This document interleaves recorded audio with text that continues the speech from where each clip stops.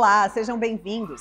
Vamos começar o programa falando sobre meio ambiente, que, como a gente já trouxe outras vezes aqui no Educa Floripa, é assunto de sala de aula. Vamos conhecer um projeto que transforma a rotina das escolas e ensina desde cedo que cada atitude faz diferença. A ideia do projeto Escola Lixo Zero é estreitar a relação das crianças com a preservação ambiental. A palestra sobre o programa Reóleo, que conscientiza sobre o descarte correto do óleo de cozinha, convida os pequenos a serem protagonistas da ação. Agora eu quero 5 voluntários para vir aqui na frente. Quem quer vir? E são tantos os interessados que, de quinteto, os alunos do NEIM Clair Gruber de Souza, em Canas Vieiras, se tornaram um grande grupo musical em prol do meio ambiente. Estou feliz, pois a natureza mora, no coração mora, dentro de mim. Estou feliz, pois a natureza mora, no coração mora, dentro de mim. Talvez os pequenos ainda não entendam a grandiosidade desses números. Só para dar uma ideia, o programa Reóleo já arrecadou mais de 5 milhões e 200 mil litros. Já preservou mais de 130 milhões de litros de água e já impactou mais de 75 mil pessoas e já dedicou mais de 1.200 horas para a educação ambiental. Mas, com materiais visuais e ações de comunicação, o embaixador do programa, Luiz Antônio Falcão de Moura, vai prendendo a atenção desses mini estudantes. O mascote Manezinho, Olho Lholió, ensina de forma lúdica sobre reciclagem e preservação ambiental. Olha o reóleo, olha o reóleo, olha o reóleo, olha o reóleo, olha o reóleo. Se você quer ser consciente, não jogue o óleo na pia. Isso entope o cano, polui mares, rios e a vida. Engana-se quem pensa que a mensagem principal passa despercebida. Primeira coisa que tem que fazer tem que botar na panela, usar o óleo. Aí depois tem que deixar ele esfriar. Aí depois colocar numa garrafa com funil. Aí depois eu tenho que colocar no galão. Depois num caminhão. Um pouco de mágica é sempre bem-vinda para que a palestra fique ainda mais interessante. Eu tenho aqui uma garrafa com água apenas, mas vocês têm que ficar atentos. Vocês vão me ajudar. Abracadabra! Pilim, pim, pim! Todo mundo com a mão assim, ó.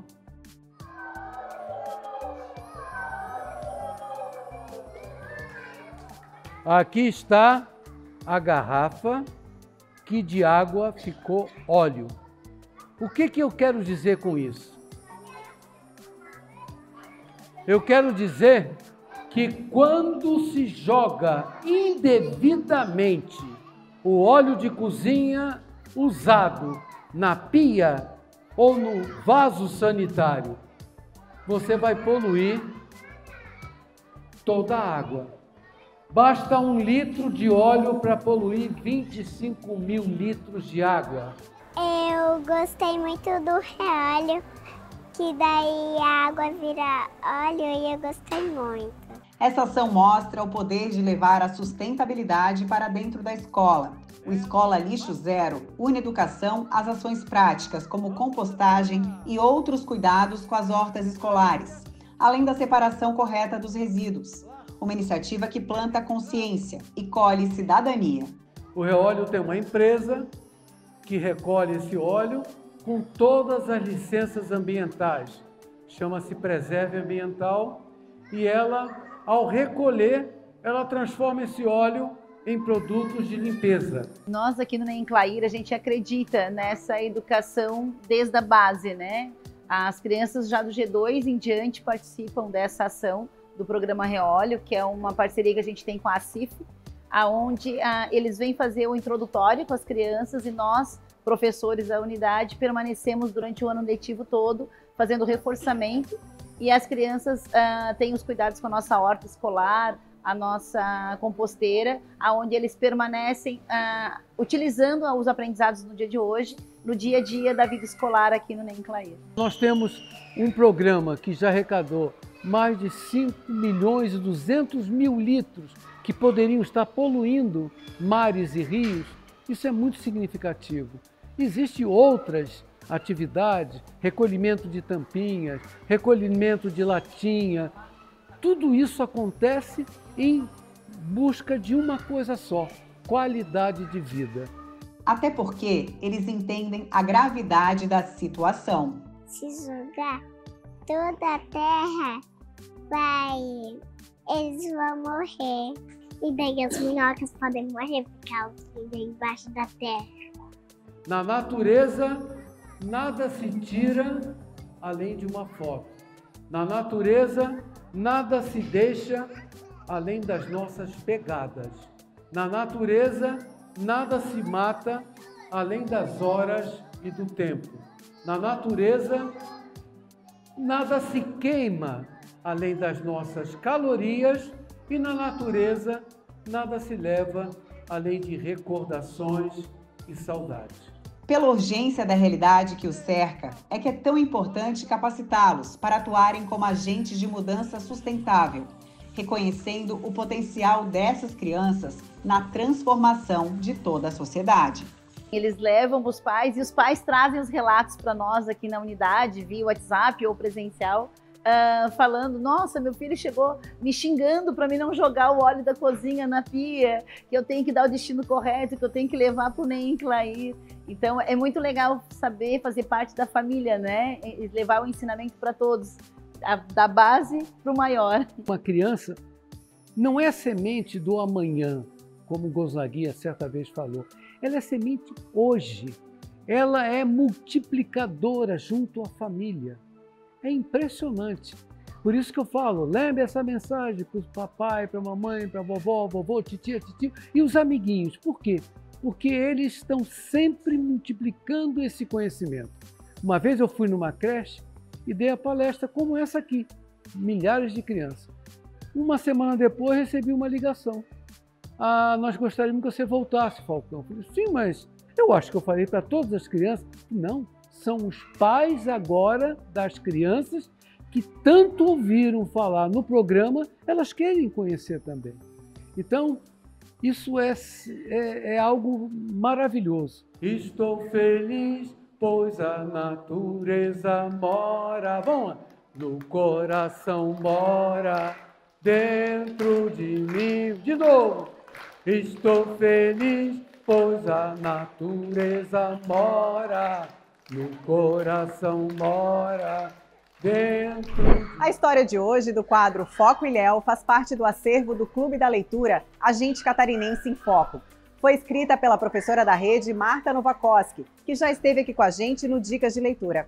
Agora é a Mocotinha quem nos traz esse livro, que está disponível para todos os professores que desejem utilizá-lo em sala de aula. Vamos conferir.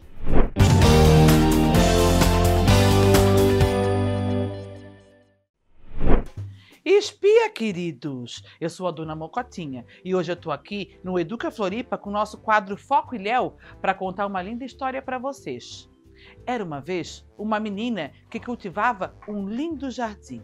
Ela lançava muitas sementes com amor, cultivava a terra e adorava cantarolar. Cuidava de cada detalhe, pois aquele lugar lhe deixava feliz. Num lindo dia de sol, ela teve uma brilhante ideia: plantar sementes de girassol para ter em seu jardim o mesmo sol que tem lá no céu.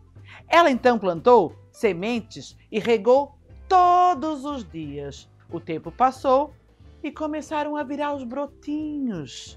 Ela acompanhou tudo de perto. Um dia ela acordou e foi até o seu jardim e percebeu que as suas plantinhas já tinham crescido e ela tinha um lindo jardim de girassóis Ai, coisa querida, né, gente? Ela teve a lembrança de uma história que ela tinha ouvido lá quando era rapaz pequeno. Em dias nublados, os girassóis viravam-se entre si para trocar energia. Ela ficou tão feliz, mas tão feliz com aquele espetáculo maravilhoso, que aquilo aqueceu o seu coração de criança. Ai, ficou tão lindo, tão quentinho de amor. Olhando toda aquela lindeza, ela pensou: ai, eu quero ser um girassol. Mas eu já sou, né? Porque eu gosto tanto de distribuir alegria, amor para as pessoas, mas eu fico muito feliz com isso. Naquele dia, a menina encontrou uma flor de girassol, um símbolo de esperança e de amor. Por onde ela passava, continuava levando as suas sementes de amor e bem-estar. E que nós todos sejamos como sementes de girassol, levando luz e energia positiva para os outros. Quem aqui não quer ser um girassol? Essa linda história de hoje eu trouxe é de uma grande companheira nossa, a Martinha Girassol, essa mesmo. E esse livro aqui, ó, A Menina e o Jardim de Girassóis. Maravilhoso, gente, da nossa Martinha Novakoski. Olha, um beijo bem grande para vocês e fiquem com Deus. Espia, queridos! Como é que vocês estão? Tão bonzinho vocês? Eu sou a Dona Mocotinha. E eu sou o Zeca, o vô Zeca. E hoje nós estamos aqui no Educa Floripa para contar mais uma linda história para vocês. É verdade, Mocotinha. A história de uma girafa e de uma bucica. Isso mesmo. Aham. A Gigi e o Napoleão. Mocotinha, a Gigi e o Napoleão, eles são muito observadores. Eles olham tudo ao redor e encontram diferenças. Eles admiram o jardim bem cuidado, mas eles se entristecem um pouco com o passarinho engaiolado. Observam a cidade e parece tudo arrumado, mas quando dobram a esquina, percebem que estavam bem enganados. O passeio de barco já não é mais o mesmo. Mocotinha, o rio que antes era largo, agora virou um pequeno lago. E o lago é bom tomar cuidado. Ixi!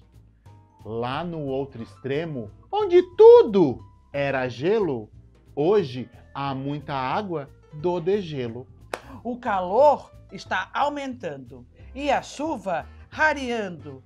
Quantas diferenças, Zeca! Lá do alto, a mata parece exuberante, mas olhando bem com critério, a gente percebe que tem algo preocupante. Isso tudo faz pensar. Se o ser humano não mudar, Mocotinha, onde é que a gente vai morar? Credo, Zeca, essa história me faz refletir, sabia? Se a gente não começar a mudar nossas posturas, a começar a mudar o nosso jeito de lidar com a natureza, onde é que a gente vai parar, Zeca? É verdade, Mocotinha. E a Gigi e o Napoleão, desse livro aqui, ó, da Cláudia Ramos, já ensinaram pra gente que a gente tem que cuidar do nosso planeta. Isso mesmo, Zeca. E se vocês quiserem conhecer bem esse livro, tem aqui na nossa Biblioteca Central. Não deixe de vir aqui pegar emprestado, mas tem que devolver, seus entisicados. Um beijo e até a próxima. Olá! Hoje nós temos a alegria de receber no Dicas de Leitura Priscila Freitas. Ela que é pedagoga, professora, doutoranda em educação e escritora. E tem participado conosco do Clube da Leitura, da Semana Municipal do Livro Infantil. E o mais importante de toda essa construção é que ela vem com uma delicadeza poética na sua escrita, na sua vivência, nos seus projetos, dando visibilidade às personalidades da nossa cidade. Eu queria agradecer esse lindo convite, e a nossa amizade começa também por esse meio literário, então eu fico muito, muito, muito feliz de estar aqui com você. Seja muito bem-vinda, obrigada por ter aceito esse convite. E hoje eu gostaria que a gente compartilhasse um pouco dessa tua caminhada, né? Essa tua linda caminhada na literatura, como também uma pessoa que faz a diferença na área cultural da nossa cidade, que pensa a nossa cidade com outros olhares. Esse gosto pela leitura começa muito pequena, com os meus pais toda noite lendo histórias para mim, para meus irmãos, e lembro ainda, né, numa casinha pequena, simples, de madeira, e que às vezes ele mesmo inventava a história para contar. Então começou assim, né, esse caminhar da literatura. E também, lógico, né, que a escola também dá esse respiro, né, essa magia pela leitura. Depois, logo adulta, vou então pesquisar sobre documentos normativos e vejo a importância de trazer todo esse conhecimento que eu tive para as crianças, e especificamente as crianças da comunidade onde que eu vim. Então, eu pensei como que eu podia fazer isso, né? Então, pensei de várias formas, e a forma que eu achei mais encantadora foi através da literatura. Foi aí onde tudo começou. Pri, então tu veio de uma comunidade linda. Eu gostaria que tu falasse essa comunidade, porque o primeiro livro, né, já vem com uma personalidade lá desta comunidade. Então eu gostaria que tu falasse da tua comunidade e dessa inspiração. Quando eu vou fazer contação de história, cantar uma música e que diz da onde que eu vim, né? Que é da música da Ivone Lara, e que eu vim do Monte Serrat, um lugar que é constituído por maioria da população negra, um lugar que reside no maciço do Morro da Cruz, onde tem 20 e poucas comunidades. Eu comecei a pensar, a pesquisar quem eu poderia escrever, seja da comunidade ou de outro território. E aí eu pensei no Gentil, que a gente chama carinhosamente Gentil do Orocongo, mas é Gentil Camilo Nascimento Filho, e que tem uma história belíssima, e que muitas crianças, e aí inclusive de Florianópolis, que não tiveram contato com essa história, com essa personalidade negra, que visitou por muitos lugares, viajou por muitos lugares do Brasil, levando o seu Orocongo. Então eu tenho um carinho enorme por essa história, porque foi essa história que fez com que as pessoas também me conhecessem um pouquinho mais de onde que é o Gentil, e também dessa pessoa, né, da Priscila. Então, eu acho que uma questão que eu acho bacana é de que, para falar desse lugar onde que eu vim, eu gosto muito, quando eu faço contação de história, de cantar uma música que é da Dona Ivone Lara, que diz que eu vim de lá pequenininho, que é assim: eu vim de lá pequenininho, mas eu vim de lá pequenininho, alguém me avisou pra pisar nesse chão devagarinho, alguém me avisou pra pisar nesse chão devagarinho.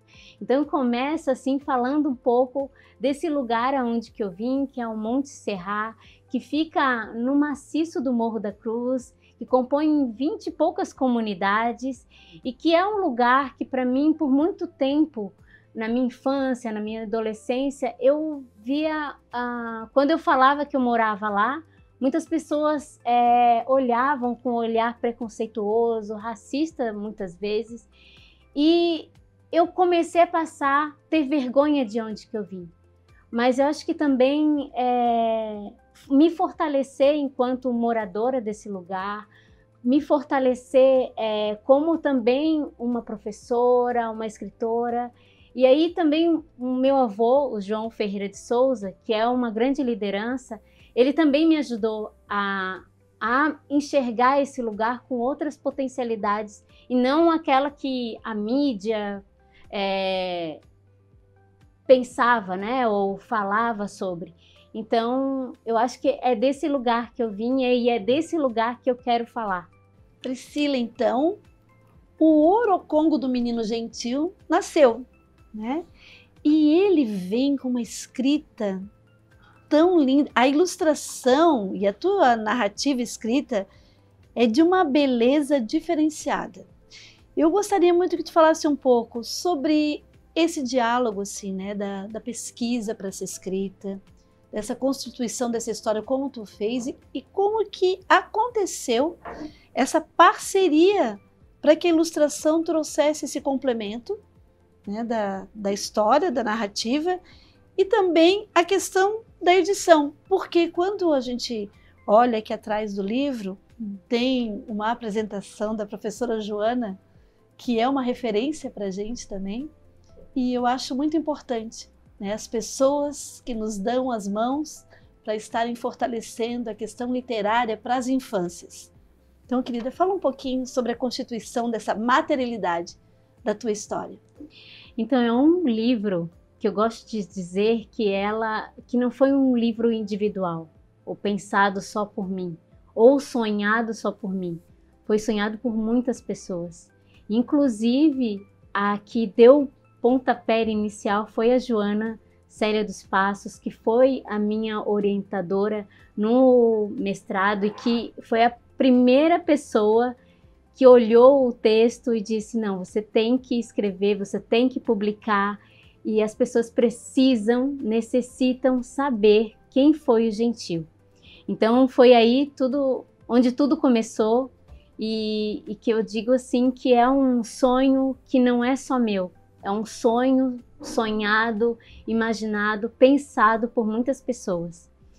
E aí, lógico, né, o livro ele fica, me falaram, né, muitas vezes que o livro, quando se é escritora, fica em banho-maria ali por alguns tempos, e o meu ele ficou, acho que uns 6 anos, mais ou menos, ali quietinho, e aí colocar isso também para o público, né, do modo que as pessoas precisam conhecer. Não era mais um sonho só meu, né? Era um sonho que as pessoas precisavam sonhar junto comigo.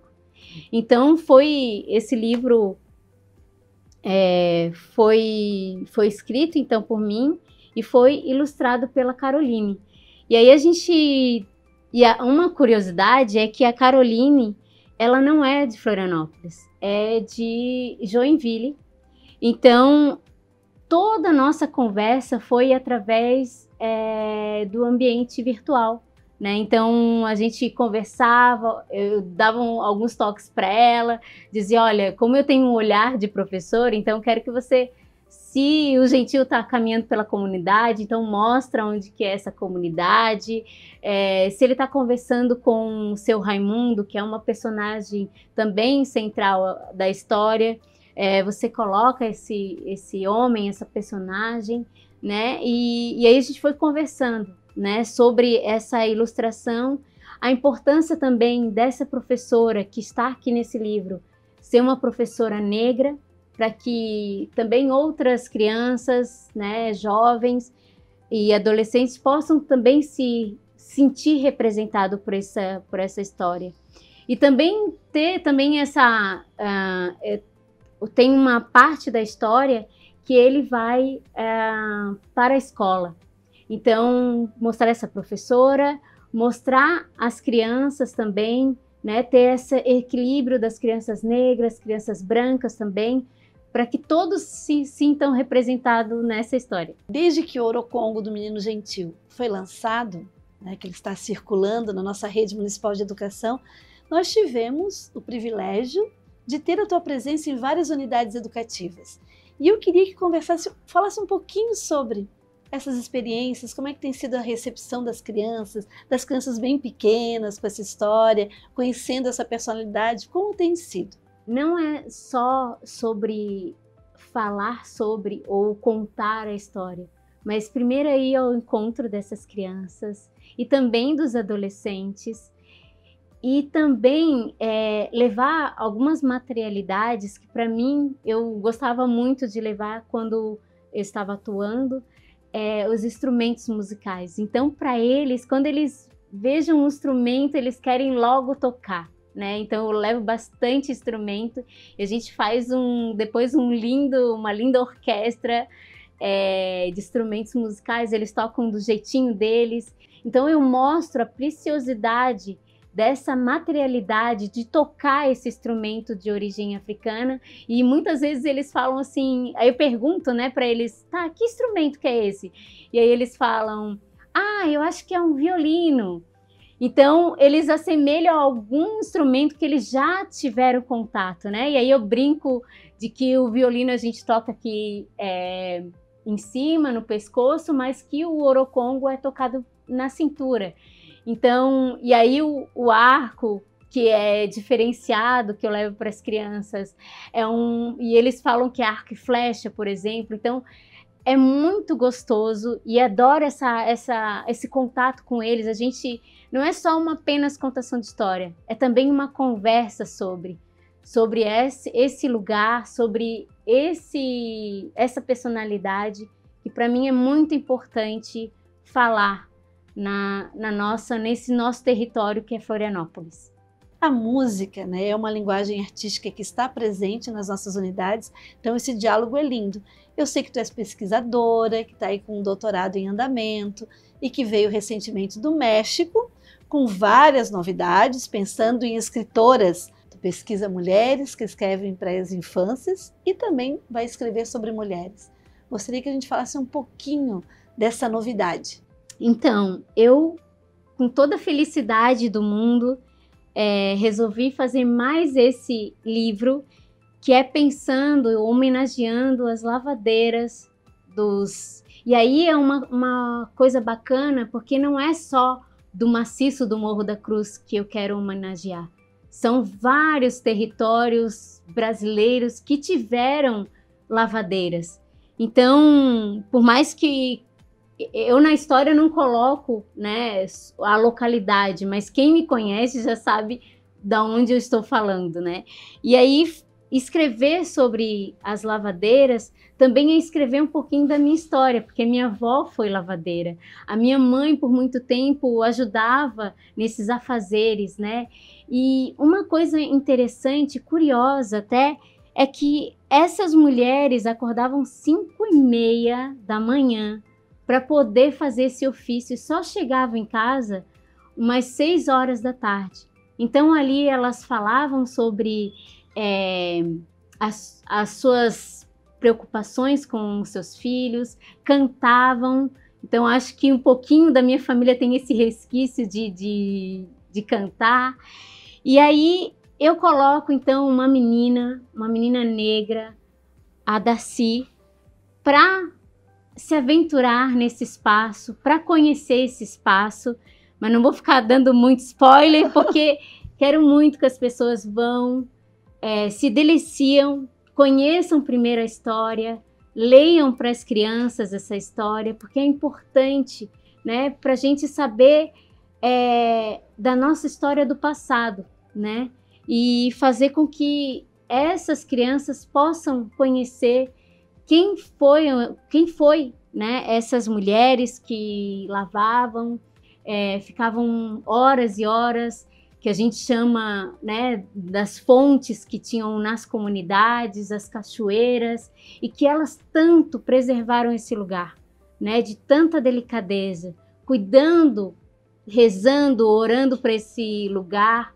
faziam várias coisas lá, cada uma levava um pouquinho também de comida para compartilhar, e lá também compartilhavam da comida.